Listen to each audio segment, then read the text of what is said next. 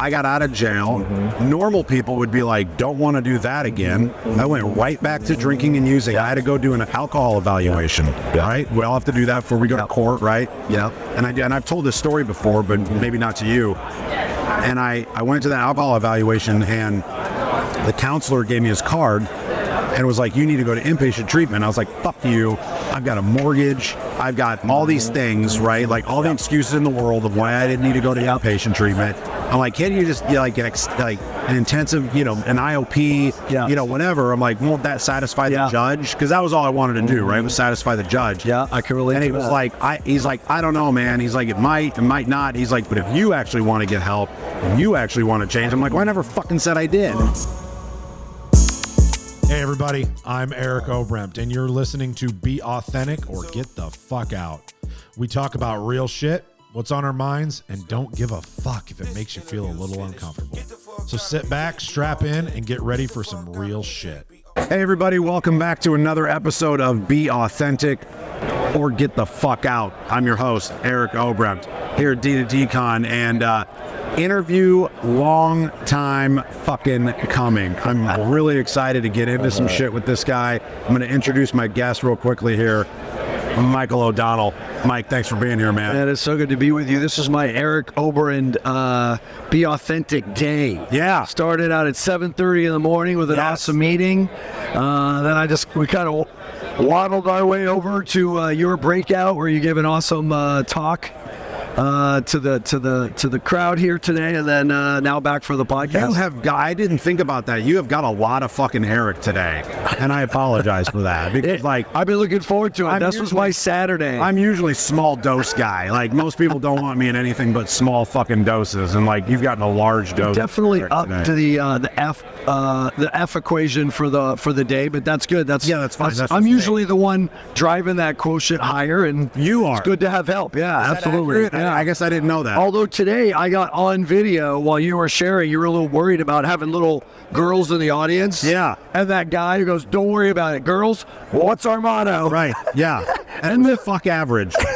The little girls jump up and they go, F average, be legendary. Yeah, be legendary. That's what it was. I love those little girls. I know, it's great. I love their dad. Their dad is. And then he jumped up, told that awesome story. Yeah, so like that was. It's been a terrific day, way better than the average day for me, because this is where my passion is, and this is where my joy is. I get super busy, and I forget where I put my joy, and coming back and settle it into the center of it. Yep. It's a blessing. So, do you remember where we first kind of met? Yes. So I do. Idaho. Yes. So here's how I remember that story, and you tell me if you remember it differently, okay? Because I remember we met briefly. You knew a lot of people at that retreat. I only knew a few. And I remember we went off-site to go do something. I don't remember what the fuck it was. We ended up in the same car coming back and kind of started talking a little bit. I figured out somehow that you were in recovery. Yes, right? We did. Don't know how that came up, but I figured it out. And I remember asking you, so where do you talk about that? And I vaguely remember you kind of like looking at me like, well, I kind of don't. I kind of don't.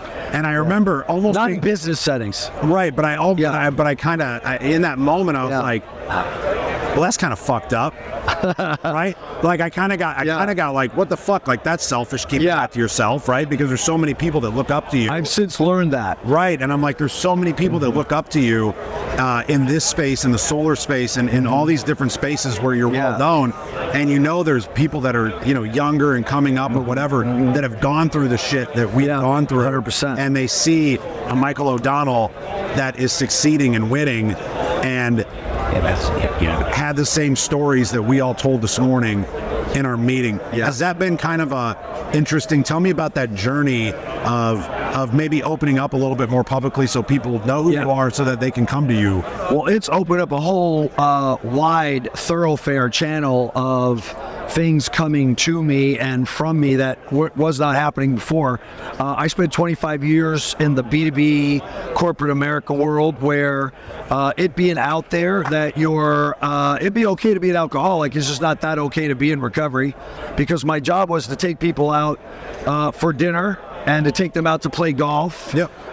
Maybe do a strip bar once in a while. Sure. And you know what happens, Eric. The minute you tell someone who's not in recovery that you're in recovery, the next 10 minutes are going to be about them telling you how much they don't drink. Yes. As they sip their drink. Man, I really do need to slow down a little bit. And they catch another one from the tray going by. Yeah. And they're two-fisted. And they telling think we you, care. man, I tell you, I used to drink so much, and now, man, I hardly. Right. Hold on a minute. I hardly drink at all. That is such an So accurate in statement. corporate America world, it was not an asset. Yeah. But if you knew me for any length of time, and you knew me, you would know I was sober. But the world didn't know I was sober. Right. And I started that way here. It really wasn't just let me tell everybody that I'm an alcoholic, I'm a drug addict, and I've been abstinent. I don't drink drug. I haven't for a while. Until I went to another circle event. It was Sam's first recruiting event, also in Idaho. Okay. It was sort of on the border. It was some big, beautiful lake on the border of Idaho and Utah. And I met Nick Finger. I'm outing you, Nick. You outed me. I'm outing you, pal. Nick Finger, Voltaic. And he and I meet. We jive. We figure out recovery. He goes and puts us on live social media. Here I am with Mike O'Donnell, my brother in recovery. He's been sober. And I'm like, okay, so that happened. Hey, world, I'm sober. Good. I need to know this guy. It literally, it was spontaneous, and the outpouring of feedback and support. So that ended up being one of the parts of my book. As I tell this story, one of the first chapters is kill what's killing you. So my friend Coach Michael Bird calls closing killing off other options. And I feel like when I got sober, I killed off the options of dying in jails, institutions, in a curb, gutter death, right? So I call that in my book, Kill What's Killing. I tell my story in my book. And I have lots of people reach out to me about solar, this, that, but I have way more people reach out to me one-on-one to say, wow, oh my gosh, I've started your book. Man, I can't believe this part of your story. I understand it, or I've lived it, or I'm now in touch with something I wasn't in touch before. Yeah. And so, that's been a huge opening up of myself to blessings I just would have never had. I didn't know that it was you don't know what could be until you put something out into the world, right? I mean, when I started all of this, I was like, what the fuck am I doing? Right? Yeah. And what's been interesting is that we do talk about recovery so much on here. And again, it's not a recovery show. It's, right. I've got a Let's lot be of authentic. people. And I've got a lot of people. Not everybody is an alcoholic. Right. And I don't, exactly. I don't give a fuck if you. Only 1 out of 10. Yeah, right. But not in the construction space. It's 1 out of 8 out of 10. No. Yeah, damn fucking near. We did do the stats on it though, and it's more than double the general Probably, population. Yeah, it's more than double the general, which is why we have Roofers in Recovery right next door. Right. And why is that? That's because you can be uber successful while you're also a train wreck. For a while, until you really find the real fruition of being a train wreck. People watching this going, I get fucked up every night, and like I'm still making not a problem. such, and it's like that's great. Yeah. Let's see how long you can actually be consistent in that lifestyle. Because Eventually it catches up because it's progressive. Yeah. It's 100% progressive. So tell me a little bit about the book, because I know you're very proud of the book. Well, especially in this setting, the book is called No Matter What, and I was going to call it Go for No, some salesy about, every no is blah, blah, blah. Yeah. And then I was talking with Sharon Lecter. She's the author of, co-author of Rich Dad, Poor Dad with Guy Kiyosaki. And I was kind of doing, just kind of walking through my idea, my vision for the book. And what happened is I walked into 2 different rooms when I was 19 years old. One was a bunch of old aluminum siding salesmen who were selling solar, and they taught me how to sell solar. The other room was a bunch of old guys who were no longer drinking after an illustrious career of drinking a lot. And those were the rooms, right? The 12-step rooms, who introduced me to the 12-step, and they told me that not drinking anymore, it wasn't easy, but it was super simple. And it was so simple, like even I could do it, or any idiot, even a drunk could do it. And the answer was go to 90 meetings in 90 days. If you go to 90 meetings in 90 days... That is simple, but not easy. No matter what. Right. That's going to be the key. Oh, wait, there's a catch. Yeah. Don't drink in between meetings. And so, and by the way, if you decide you're not going to a meeting, give me a call so I know. And you call them up and you, it's my brother's graduation, I can't make the meeting. And your sponsor says, yeah, you know, that's you can make a different meeting because you need to go every day no matter what. And I held on to that no matter what. I'm not going to drink. Like, I didn't do sobriety right. I didn't do the steps right. I did nothing right except go to a meeting every day and then don't drink no matter what in between meetings. It wasn't until later that I found real recovery with steps and doing the work and sponsoring guys. I didn't do anything right except don't drink no matter what. Go to meetings every day. So I had a lot of years in sales. I had found a lot of success, but I never found the success that I found in solar until I started and I realized I really want to find a different level. What do I need to do? It's the same thing. It's going to be really, really simple. Not easy. Really, really simple. There's going to be about 5 or 6 things that I do every single day, no matter what. And that was really the secret for me. That's when things changed for me, because I'm not a morning guy. I don't need to be a drunk to be a train wreck. I don't need to be an addict to not show up to a lot of shit. I just need to be me. And I'll find a way to deal with showing up as a train wreck. So how do I'm not a disciplined guy. So if you're looking for a sales book, which then the subtitle is The Recipe to a 7-Figure Income in Sales. If you're looking to hear from the guy who's been successful since he was 12, because he's got it all figured out, and I was going to teach you, I'm the guy who did it wrong for decades. Yeah. And then figured out, well, if I want to be as successful in the money department as I was in the not drinking department, maybe it's a similar thing. I need to do a handful of things every day, no matter what. And then maybe I've had meteoric change in my level of success on the sales results, financial results, since I've put that into place. And it takes the place of discipline. I'm an undisciplined, lazy person. Yeah. So this book could also be, do you want to be a millionaire and also be a lazy, undisciplined person? That would be another good title for this. So it's a sales book, not a solar sales book. It's a sales book, right. I just happen to be in solar. Correct. Yeah. I just want to make sure that people I've been in sales for 40 years. Right. I've been in solar for 8. It's a sales it's a sales book. Got it. And it's a recipe for the mindset and then mastering the skills to be a 7-figure earner in sales. And you told me the other day that it just got translated into Spanish. Yeah, I'm really proud of that. So I was here at RoofCon. And by the way, roofing and solar is the same thing from a standpoint. It's a big ticket item. Yeah. You're selling it to a homeowner who's the CEO of that little entity corporation, and you're having to make a presentation and have them become a customer of yours. It's the same process. It's just one thing after another. Solar plus roofing is a lot of what we're talking about here. But at RoofCon a year ago, I met a young lady named Vanessa Altamar, and she showed up in my booth. I shook her hand, figured she was somebody at the booth, and she's like, no. I came here because I wanted to meet you. I want to learn more from you. And her English was pretty good, not like she grew up here, but her husband's English was not quite as good as hers, and then all the people on her team. It never is, by the way. You think it is. You assume somebody. But I meet crew guys and you think they have great. They always bring their wife They nod their head. They always have their wife in, and the wife is always the one speaking for them. But anyway, so she said, I have all these people who could benefit from this, and they just can't get the information. How do we get it into Spanish? So that started the project. Had to change. The name doesn't transfer. Story. Like, I love that story when you told me that today. No matter what is sin importe que, and it sort of translates, but it's not an expression in Spanish.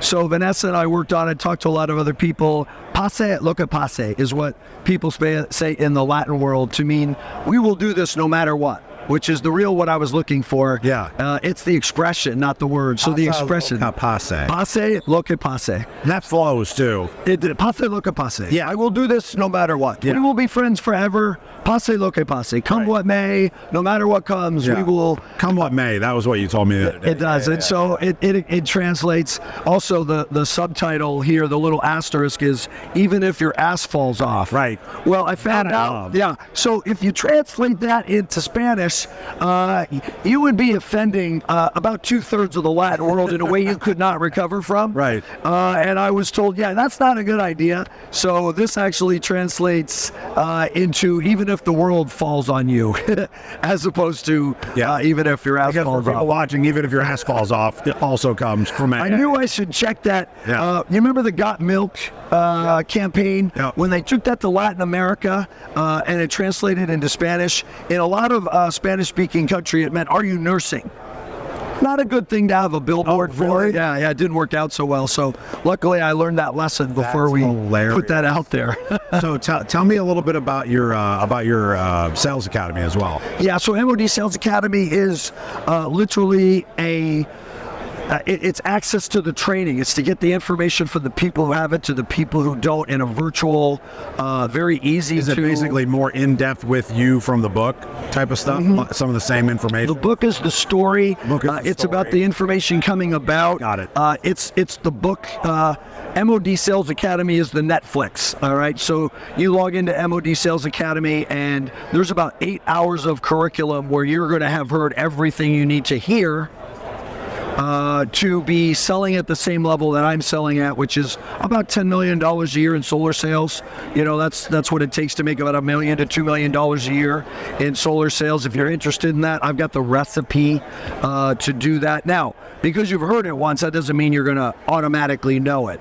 And so the idea of having it virtual and uploaded and recorded is that if somebody goes through that 3 or 4 times, about the 3rd or 4th time, they're going to know it, right? They're going to be sick of hearing it. So they'll know it. But that is married to live training and coaching, and that I do every day no matter what. So there's a no matter what call, 8 o'clock Mountain Time, every single day, Monday through Friday. It's 30 minutes. It's coaching. It's accountability. It's going from 0 to 1 with mini habits. It's Friday is Financial Freedom Friday. Ooh, I forgot about that. That was your fucking book that you love so much. Mini habits, yeah. Mini habits, right? Yeah, well, that's how you be a lazy, undisciplined person and get a lot of shit done. I remember that. You do 1 push-up a day. And here's the story. One push-up a day. Fucking book after you told me about it, and I never fucking read it. So here's the problem. Like, sitting on my fucking I'm going to change your life. Are you ready? Ready. You already got the book, so you don't got to go to Amazon order. Yeah, I already got it. I heard Jeremy Andrus talk about that at my first D2D con.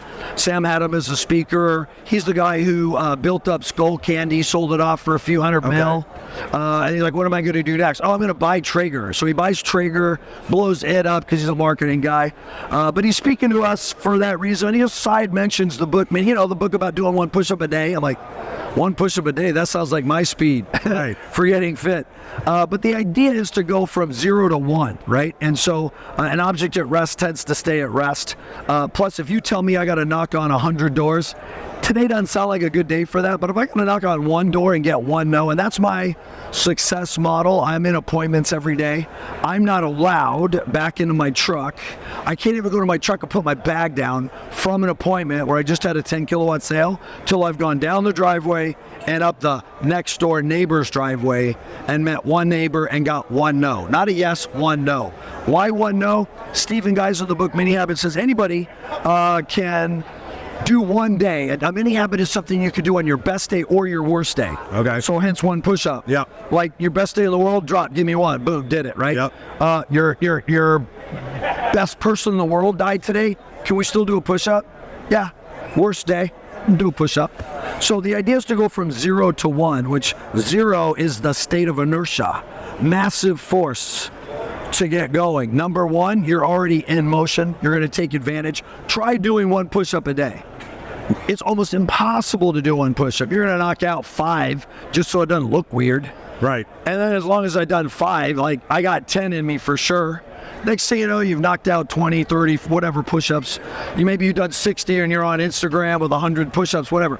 Once you get that ball rolling, now it takes a significant force to stop it. That's Newton's law of motion. So why don't we take advantage of this law of motion, right? In fact, and what I'm doing every day is starting my day with this no matter what call. I learned that I became inspired to do that after I met Tim Grover. Had an opportunity to talk to him. I said, Tim, I watched Michael Jordan. That was my basketball fandom time and saw him beat the Suns for the finals. And man, he was the guy. Get the ball to him.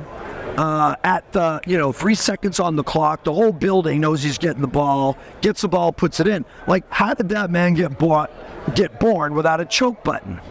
All of a sudden, and he doesn't have one. And Tim said to me, he goes, Michael Jordan has a choke button. Watch him in college. The man knew how to choke. Right.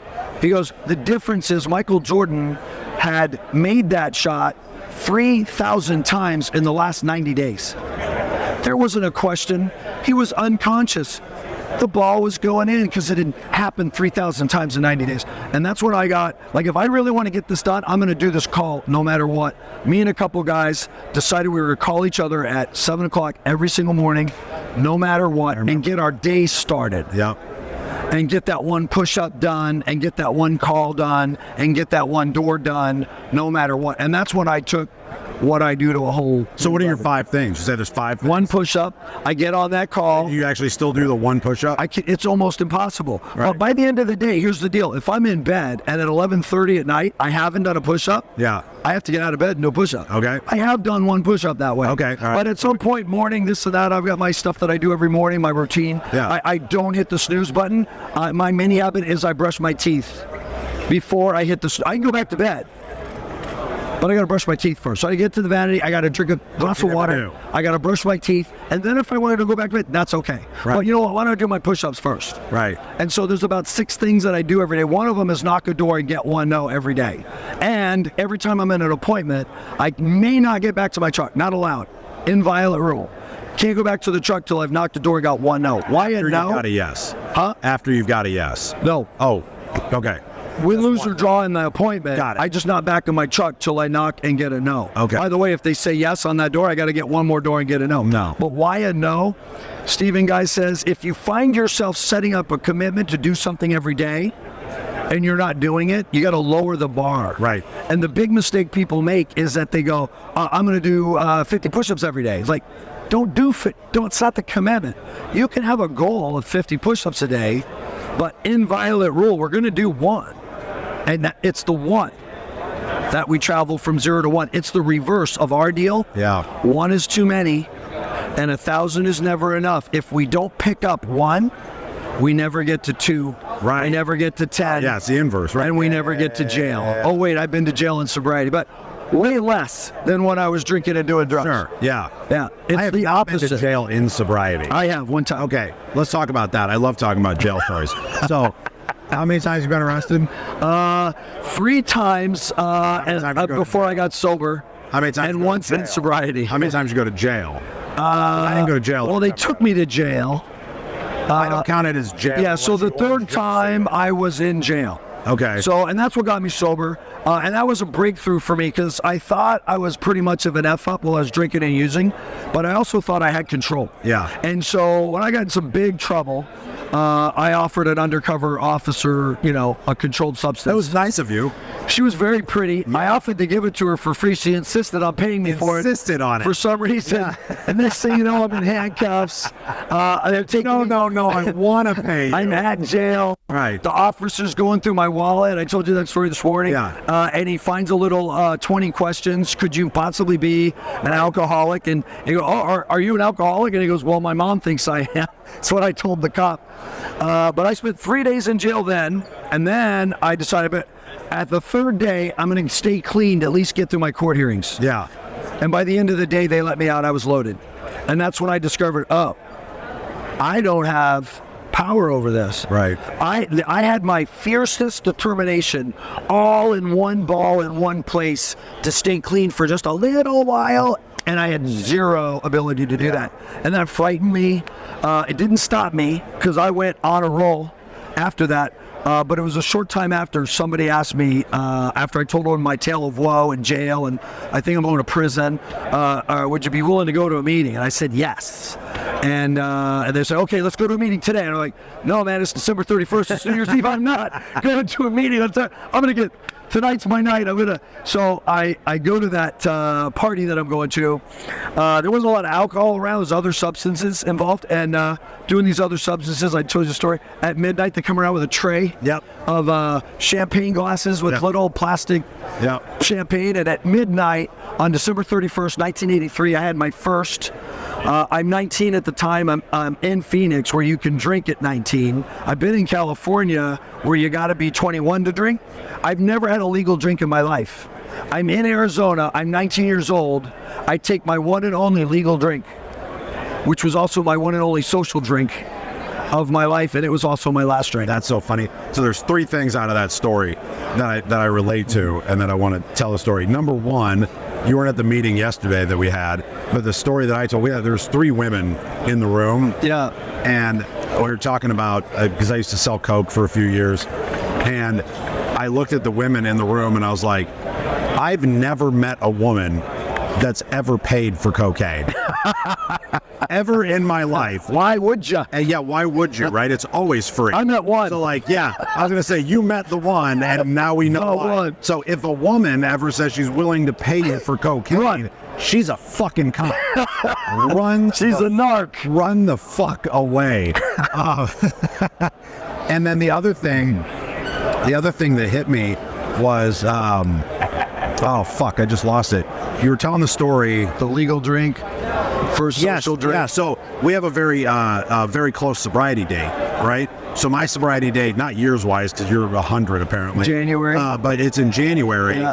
And so I was sober. I came home from rehab, and I was sober for like 30 days after rehab. And I had New Year's Eve, and I had a friend come over to my house, and I didn't drink. I was like, I'm like, amateurs go out on New Year's Eve. Yeah, right? That's why I wasn't drinking. Yeah, I was like, amateurs go out on New Year's Eve. I don't go out on New Year's Eve. Like, I'm gonna sit here and be good and be with another friend in recovery and like whatever. And I went one more day. And then went out with some friends because I'd just gotten back from rehab, right? 30 days ago. And I was like, hey, I think I'm okay. Yeah. I think I'm okay to go see some of these friends again, right? Yeah, I got a whole 3 days on the outside. And we went down to the old bar that I used to go to. And I found out some information that upset me. And I went, fuck it, vodka 7. And I had a vodka 7 delivered. And within 2 hours, I had cocaine delivered. Yeah. And then we partied until 4 or 5 o'clock in the morning in my house. One is too many. And it took that one night. And I woke up the next afternoon at like noon. Yeah. And I'll never forget, I went upstairs and I looked right in the mirror. And I went, what the fuck did you do? Out loud. And I sat there in that moment. And then that was the last drink that I ever had. I had to have that moment, though, to do that. And the other thing that I really, really related to what you said was you kept running. Like, you kept going for a while after you got out, and knowledge avails us nothing. Nothing. I went to jail. I got out of jail. Normal people would be like, don't want to do that again. I went right back to drinking and using. I had to go do an alcohol evaluation, right? We all have to do that before we go to court, right? Yeah. And I did, and I've told this story before, but maybe not to you. And I went to that alcohol evaluation, and the counselor gave me his card and was like, you need to go to inpatient treatment. I was like, fuck you. I've got a mortgage. I've got all these things, right? Like all the excuses in the world of why I didn't need to go to outpatient treatment. I'm like, can't you just like an intensive, an IOP, whatever. I'm like, won't that satisfy the judge? Because that was all I wanted to do, right? Was satisfy the judge. Yeah, I can relate. And he was like, he's like, I don't know, man. He's like, it might not. He's like, but if you actually want to get help, and you actually want to change, I'm like, well, I never fucking said I did, right? And I was sitting at my house, and I would use his card. It sat on my table next to my couch, and I would use his card as my Coke funnel. And I would use his card to fucking bust up my Coke, put it in there, and then dump it into baggies so I could go sell it, right? But that card never moved off of that fucking table. And one day, you're looking at it for dust particles. It was covered. It was white. You couldn't see his name. And one day I picked it up, and of course I licked it. I licked the card so I could see his name and his phone number. And I picked up the card and I was like, I need to call him. And I called him and I went, it's time. I'm ready. There you go. And that was the moment that I had to have, because it wasn't the knowledge. Yeah. Right? Knowledge of nothing. It's a feeling. Yeah. Right? Like, when you know. Yeah. So many times I come to conferences like this, and people will come up to me, and it's always mothers, right? And they want to get help for their sons. And they want to know how they can help their sons. Yeah. And they hate it because my answer is always, you can't. Yeah. All you can fucking do is be there, and then you need to introduce them to somebody like me, not me, but somebody like me that's in your area that can show them where to go and to show how they did it. Because that is the only fucking way you get out of this hell. Yeah, people who see somebody else in that kind of distress and they just feel for them, especially a mom or a dad. They want to be able to help their child. And I would tell you, I have 3 kids. Okay. And the middle kid, one drink, lit the fuse, off he goes. Really? And there was nothing. Knowledge avails nothing. I mean, he, spent his whole life never seeing me take one single solitary drink, not one. Right. Didn't matter.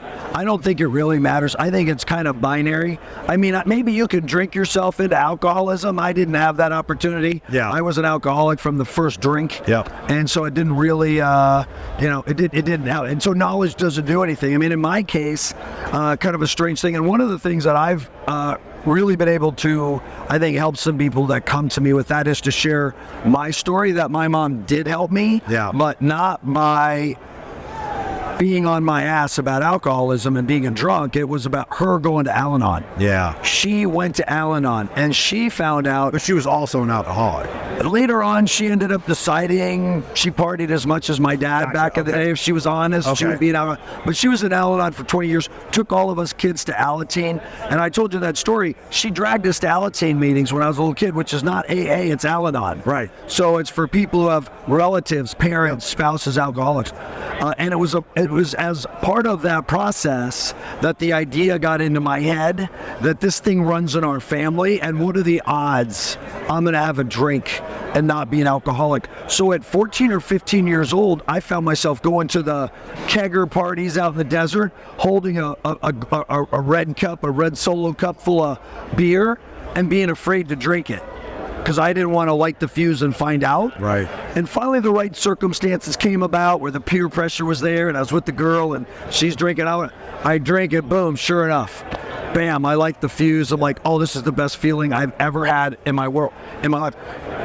Did I decide, well, I better not drink? I decided, now I know why my dad, my uncles, and anyone I've ever known with a drinking problem was willing to go through what they were willing to go through, because I would go through anything. They were willing to go to any length for the way I feel right now. Yeah. And I did. I went through a lot of hell. Now, I think my mom being an Al-Anon and keeping that thing in my deal at 19 years old, when someone came up to me and said, sounds like you got some big problems, would you be willing to go to a meeting? Instead of saying, oh, not that bad, I went, I think I will. You did have the knowledge, though, at least. I did have the knowledge, but the knowledge is what ruined the drinking. It's like, this isn't working. It made it not good. Yeah. But it's funny, people say, so I then go to a meeting on January 1st, 1984, they go, oh, a New Year's resolution. And I go, well, it was more like a New Year's Eve resolution to get really loaded on New Year's Eve. And then I said yes to that person. That's awesome. They were still annoyingly around on New Year's Day to ask me again and took me to a meeting. And that was really I'm glad that you're here. I'm glad that you didn't keep going, because you'd probably be fucking dead. I believe I would. Jails, institutions, or death. My vision of myself was Johnny Depp. Yeah. In the movie Blow. Yep. And I had ambition. And this was 1984 cocaine. I mean, that's when Johnny Depp was in that movie. Yeah. Coke was pouring into California, where I was. And I was trying to figure that out like I figured solar out now. Only lucky for me, I got arrested in the first 10 minutes of the movie. That's my claim to fame. Finish the 3-hour movie. No. Otherwise, I believe I'd have died like he died, in jail, in prison, with everyone who ever cared about him unbelievably let down and disappointed. Yeah. Michael, thank you for being here. Yeah. I don't know how much of my shows you've ever watched, but at the end of quite a few. I love them. At the end, thank you. At the end of the show, though, what I really like to do is I know that there's always some kind of a burning desire or something that I might have missed or whatever, that I want to make sure that whatever you had on your heart, and I know we talked a lot about a lot of stuff that's on the heart, but anything that's on your heart that you want to make sure that you leave with the audience so that they walk away being like, man, thank you, that was amazing. I want to give you the floor to be able to do that. And my no matter what call, it starts with a preamble, with a primary purpose. Yep. It finishes with burning desires, just like a meeting. And in the burning desires, I'm really asking, especially on Tuesday, is Tell on Yourself Tuesday, be accountable. Okay. I really, we just leave a space open of silence for people to get the guts to raise their hand and say, I need to talk about something. I have a burning desire. Yeah. And what I want to encourage people to do is, if there's something that's killing you, no amount of Tony Robbins and self-help and nothing's going to help you. If something's killing you and it's gonna take everything away from you, it's fatal. But it doesn't matter if it's alcohol, drugs, gambling, obsessing with who knows what the deal is. If that's your deal, if it's all by yourself, it's a secret. And we're as sick as our secrets will kill us. Yeah. What we learn in the program is that nothing has to be a secret anymore. I can tell you my deepest, darkest secret, and I find out I haven't been vaporized. And all of a sudden, it's not a secret anymore. Now it's just a fact. And the fact is on the table, and you and I can deal with it. Like, what are we going to do about this fact? Right. As opposed to it being in here, and I'm hiding it from the world, and it's a secret. And when it's secret, it's all about the shame and the guilt, which turns into a spiral. And so stop the spiral. Yeah. Find somebody, doesn't matter who it is really, somebody you just trust, not to tell anybody else, and stop having the secret, and instead have it just be a fact. And then we can help you deal with the fact. Reach out to one of us. We'll help you turn that fact into a solution. Love that. Michael, thank you very much. Thank you, everybody, for tuning in, listening, watching. Remember, we don't have any sponsors. I pay for all this fucking shit. So Zyn, for all of your nicotine needs. Cinnamon is my favorite, but I also mix it with citrus so that it's like Christmas every fucking time I open a can, and I don't know what I'm getting. So yeah, Zyn, for all your nicotine needs. No sponsors, so here's the cost of admission. Please share this shit. If you got any type of value out of this, and if you didn't, there's something fucking wrong with you. There was a ton of nuggets in here that you can take home and you can do something with. Please share it with your network. Share it with people you know. Subscribe, like, click. Value. Subscribe, share, comment, whatever. But I appreciate you guys. I appreciate you listening. Appreciate you watching. I wouldn't do this if people didn't care, and that's you. So remember, everybody, be authentic or get the fuck out. Be authentic. Get the fuck out if you can't be authentic. Get the fuck out if you can't be authentic. Yeah. Swipes.